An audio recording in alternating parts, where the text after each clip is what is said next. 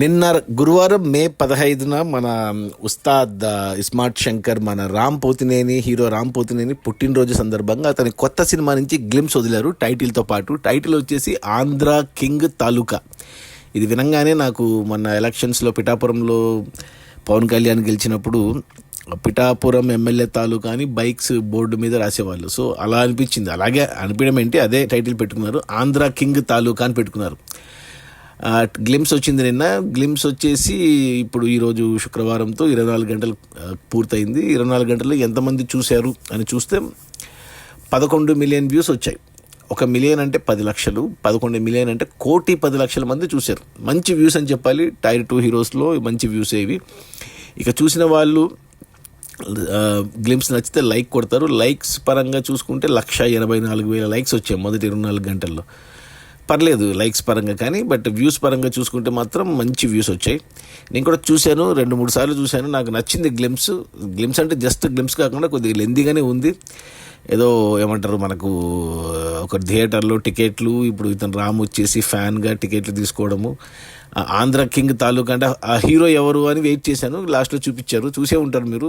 Hero వచ్చి ఉపేంద్ర అని cinema హీరోగా, ఆ సినిమా హీరోకి ఫ్యాన్గా మన రాము చేస్తున్నట్టు క్లియర్గా ఉంది. నేనేమనుకున్నానంటే మా ఆంధ్ర కింగ్ తాలూకా అంటే మన పవన్ కళ్యాణ్ కట్అవుట్ పెడతారేమో అనుకున్నా, కానీ బట్ సినిమాలు చేయలేడు కాబట్టి ఉపేంద్ర కట్అవుట్ పెట్టుకున్నారు.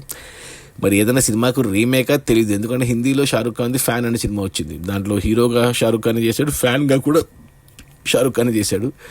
బట్ మలయాళంలో ఒక సినిమా ఉంది డ్రైవింగ్ లైసెన్స్ అని.